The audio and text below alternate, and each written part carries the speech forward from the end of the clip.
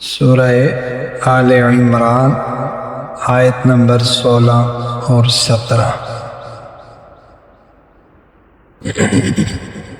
اعوذ باللہ من الشیطان الرجیم،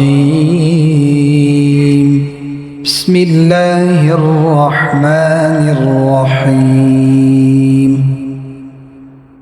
الذین یقولون ربنا إننا آمنا فاغفر لنا ذنوبنا وقنا عذاب النار الصابرين والصادقين والقانتين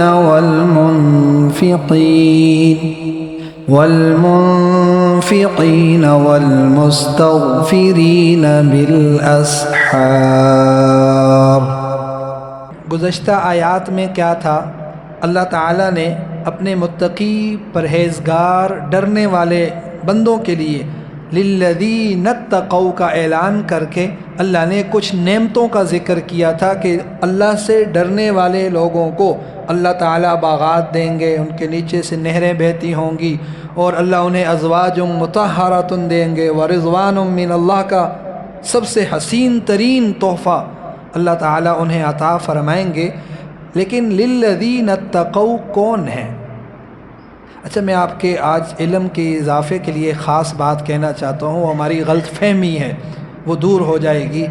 اللہ نے جہاں بھی قرآن کریم میں جنت کا ذکر کیا، آخرت میں کامیابی کا ذکر کیا ہے، وہاں کسی مسلمان کا ذکر نہیں کیا۔ یہ نہیں کہا کہ مسلمان کامیاب ہیں، مسلمان نفع میں ہیں، مسلمان یہ ہیں، نہیں۔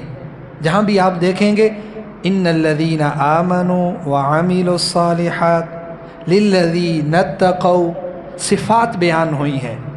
کیا بیان ہوا ہے؟ صفات بیان ہیں کہ جس فرد میں ایمان کے ساتھ یہ صفات ہوں گی، ان لوگوں کو اللہ تعالیٰ کامیاب کریں گے، انہیں اللہ تعالیٰ جنت باغات عطا کریں گے۔ مطلب کیا ہے کہ ہم سب کو جو کیا کہتے ہیں آباء و اجداد کے اس سے ملی ہوئی مسلمانی ہے، وہ معتبر نہیں ہے، وہ معتبر نہیں ہے۔ ہر شخص کا نفس ایمان، ہر شخص کا نفس عمل یہ کارگر ہے، یہ فائدہ دے گا آپ کو۔ میرے باپ دادا عالم تھے، مجھے ان کے علم کا کوئی نفع نہیں ہوگا جب تک کہ میرے پاس خود اس کے اندر ایمان اور اعمال کی کوئی وہ نہیں ہوگی۔ ایسے ہی ہے۔ تو اسی طرح صرف جدی پشتی مسلمان ہونا یا مسلمانوں والے نام، اس پر کامیابی کا جو ہے نا وہ نہیں ہے،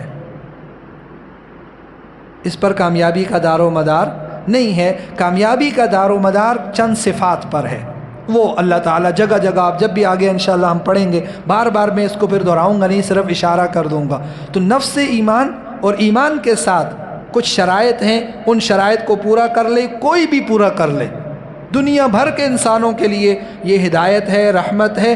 وہ کوئی بھی شخص ہو، وہ یہ صفات لے آئے، تقوی اختیار کر لے، ایمان لے آئے، اعمال صالحہ اختیار کر لے، اللہ کی طرف سے اسے یہ سارے انعامات۔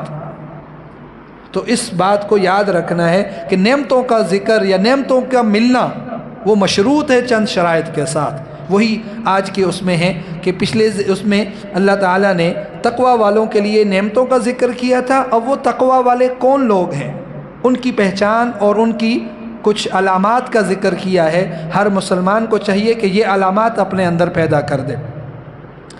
دیکھیں، الذین یقولون، الذین وہ لوگ، کون سے لوگ؟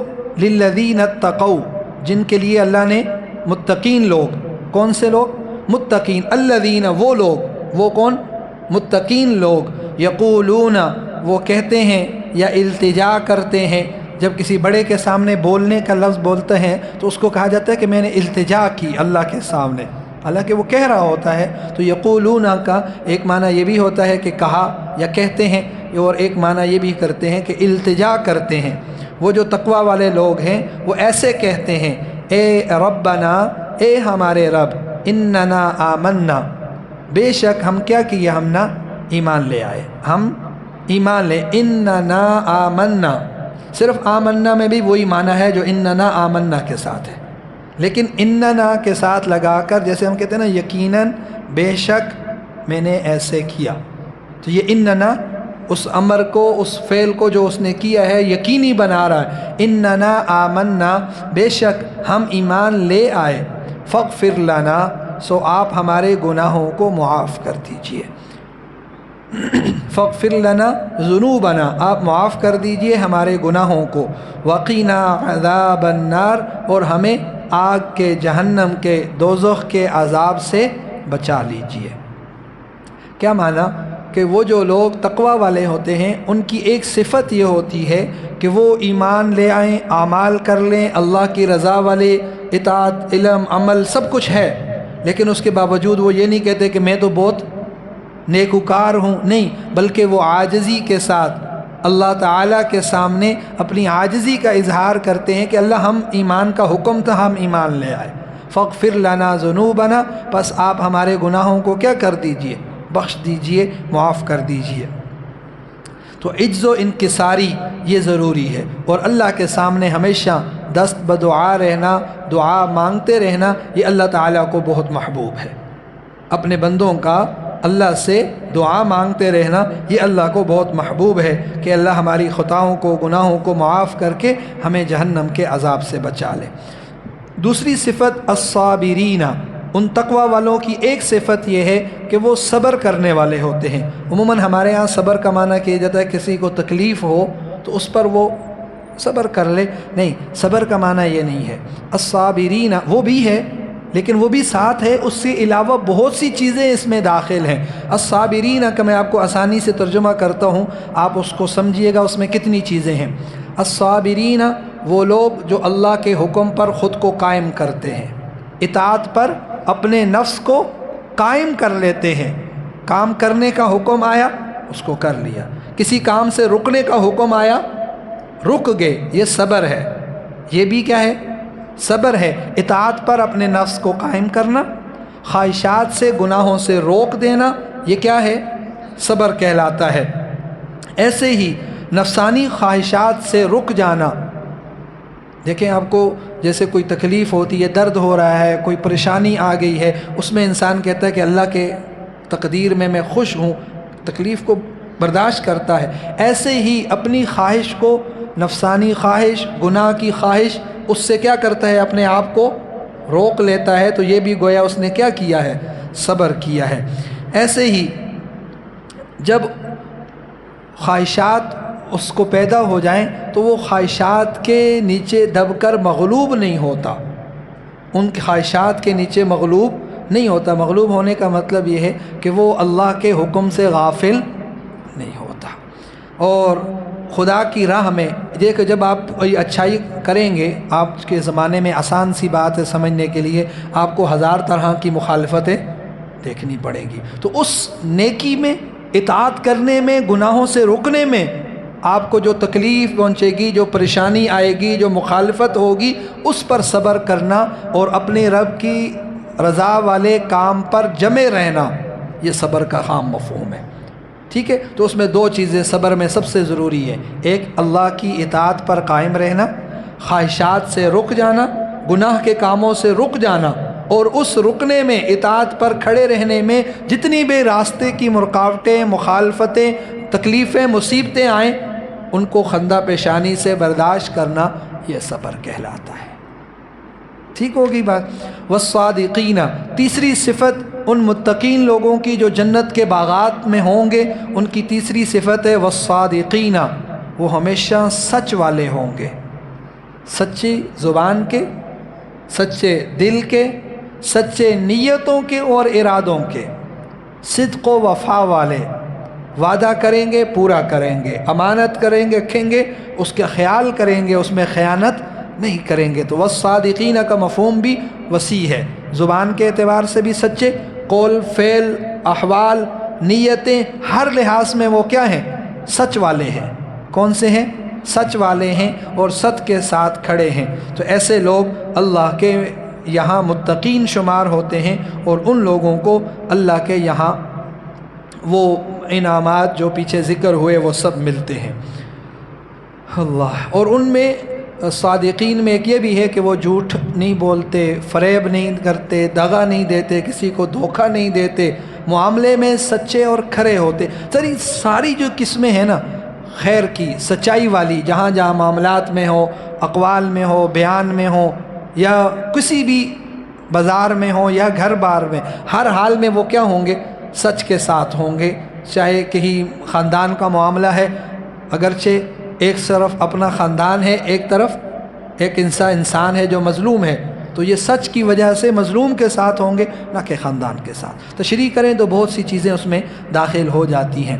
والقانتین، اور ان کی پہلی دوسری چوتھی صفت یہ ہے کہ وہ قانتین، قانتین کا معنی ہے ای خاشعین، قوموا للہ قانتین۔ قرآن کریم کی بڑی معروف آیت ہے، کئی جگہ آپ پڑھتے سنتے ہوں گے، قوموا للہ قانتین، نماز کے متعلق ہے کہ تم کھڑے رہو خشوع اور خضوع کے ساتھ۔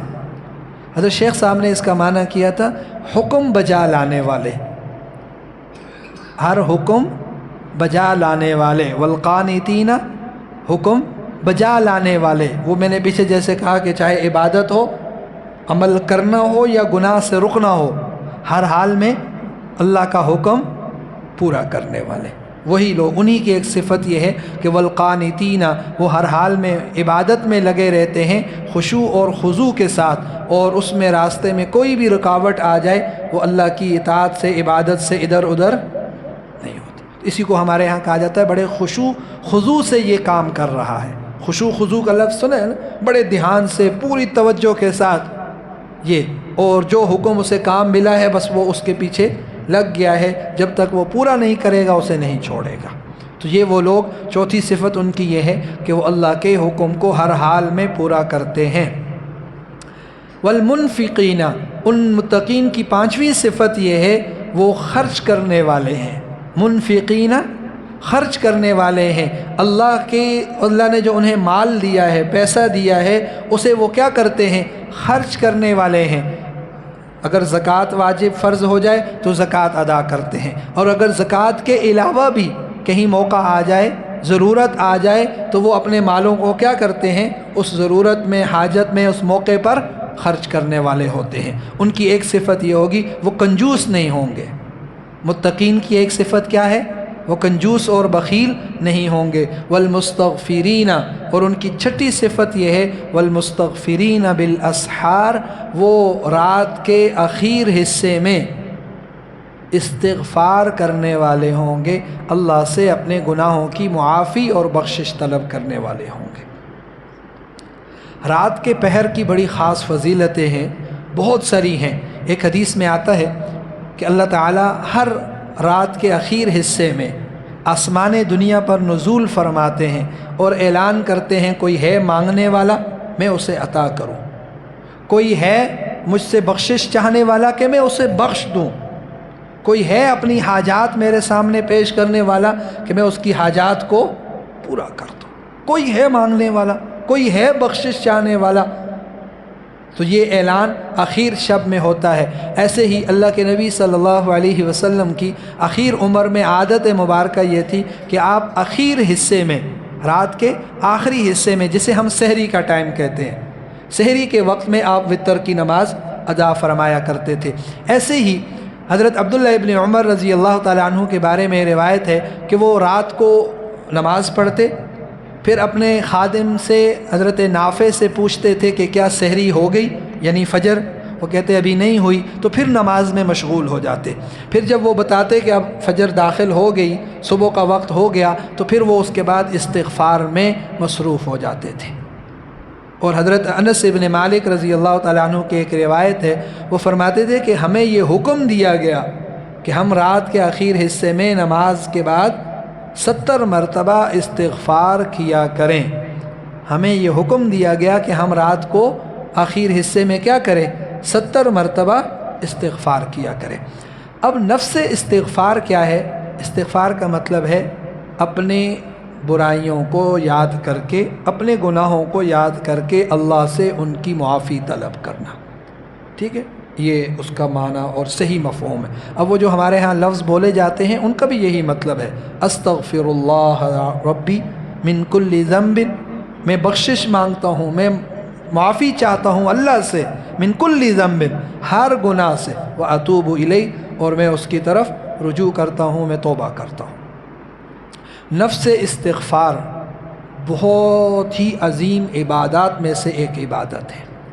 نفس استغفار چاہے وہ کسی بھی وقت میں ہو، ایک تو سحری کے وقت اس کی خاص فضیلت ہے، لیکن عموماً بھی جو نفس استغفار ہے یہ انتہائی اہم عبادات میں سے ایک عبادت ہے، اور دنیا کی ہر تنگی تکلیف سے بچنے کا، مصیبتوں سے بچنے کا مین ذریعہ ہے استغفار۔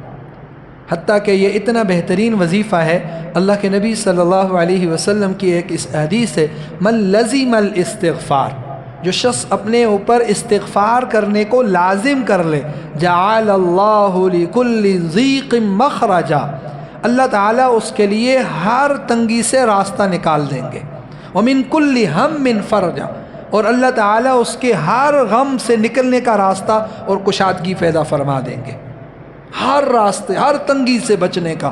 کوئی بھی پریشانی ہے استغفار کریں، کوئی ضرورت حاجت ہے استغفار کریں، کوئی غم تکلیف ہے استغفار کریں، اور اس کی کوئی حد مقرر نہیں ہے، آپ جتنی مرتبہ کر سکیں اتنا ہی فائدہ ہوتا رہے۔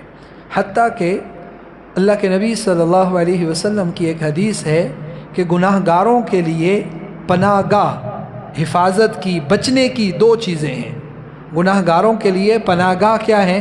دو چیزیں ہیں، ایک میرا وجود اللہ کے نبی کا، اور ایک استغفار، اور یہی قرآن کریم کی آیت بھی ہے، آگے آئے گی سورہ انفال میں، وَمَا كَانَ اللَّهُ لِيُعَذِّبَهُمْ وَأَنْتَ فِيهِمْ، اللہ تعالیٰ اس وقت تک اس قوم کو عذاب نہیں دیں گے، وَأَنْتَ فِيهِمْ، جب تک آپ ان میں موجود ہیں، وَمَا كَانَ اللَّهُ مُعَذِّبَهُمْ وَهُمْ يَسْتَغْفِرُونَ، اور اللہ اس وقت بھی انہیں عذاب نہیں دیں گے جب یہ استغفار کرتے رہیں گے۔